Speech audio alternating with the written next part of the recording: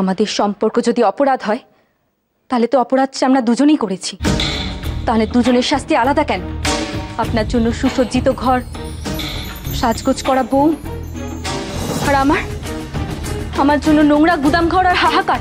কেন মহেন্দ্রবাবু, কেন? সত্যি তো, বিনোদিনী তো ঠিক কথাই বলেছে। ওরকম স্যাঁতস্যাঁতে অন্ধকূপে কি কোনো মানুষ থাকতে পারে?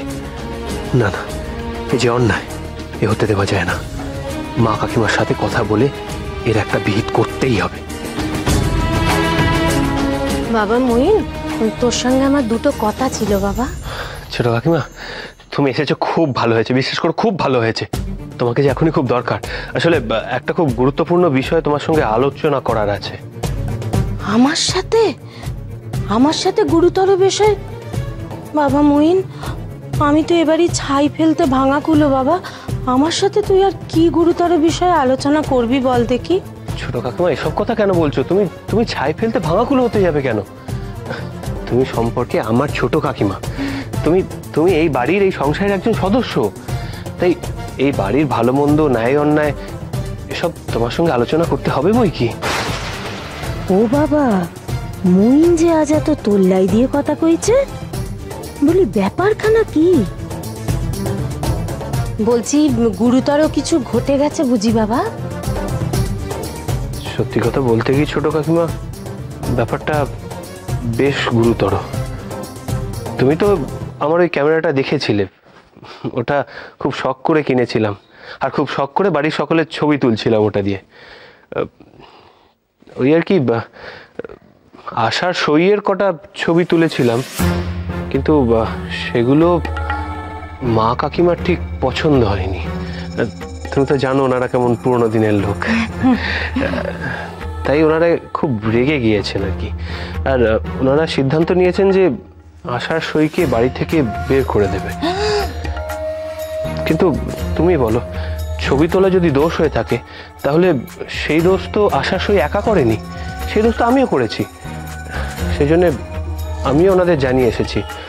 আমি বলেছি যে আশার সইকে যদি এই দোষের জন্য এই বাড়ি ছাড়তে হয়, তাহলে আমিও তার সঙ্গে এই বাড়ি থেকে চলে যাব।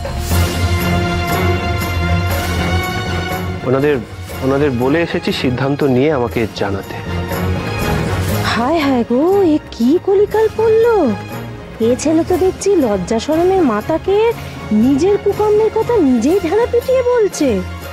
ফুলু রে, বলি তুই কাকে ভয় দেখাতে পাঠালি বাপ? আচ্ছা ছোট কাকিমা, তুমি তো মানো যে এই বাড়ির বাকি 5 জনের মতো আশার সইও এই বাড়ির একজন সদস্য। বটেই তো। তাহলে আমরা যখন সবাই মিলে এরকম আরাম করে আছি, দামি দামি পালঙ্কে শুচ্ছি, তখন তিনি কেন এরকম মাটির উপর মাদুর পেরে ওই অন্ধকূপে থাকবেন বলো তো? এটা কি ঠিক? কখনো না। সেই জন্যই বলছি, তুমি একবার মা কাকিমার কাছে গিয়ে ওনাদের কানে এই কথাটা পাঠতে পারবে?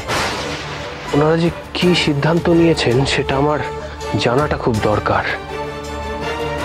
আমি কি করব তা মনস্থ করেই ফেলেছি, তবুও ওনাদের মুখ থেকে আমি কথাটা শুনতে চাই। কি মনস্থ করেছিস বাবা? আশার সই যদি এ বাড়িতে থাকে, তাহলে তাকে সসম্মানে মাথা উঁচু করে থাকতে দিতে হবে। আর যদি তারা এই সিদ্ধান্ত নিয়ে থাকেন যে তাকে এই বাড়ি থেকে বিদায় করে দেবে, তাহলে আমি আজই আমার জিনিসপত্র গোছাতে শুরু করে দেবো। উনি কিছুতেই এই বাড়ি থেকে একা বেরোবেন না, আমিও যাব। প্রয়োজনে দুজনে একসঙ্গে এই বাড়ি থেকে বেরিয়ে যাব। কখনো নয়। ছোট কাকিমা, সেই জন্যই বলছি, ওনারা কি ভাবছেন, ওনারা কি সিদ্ধান্ত নিলেন, এটা আমার জানা খুব দরকার।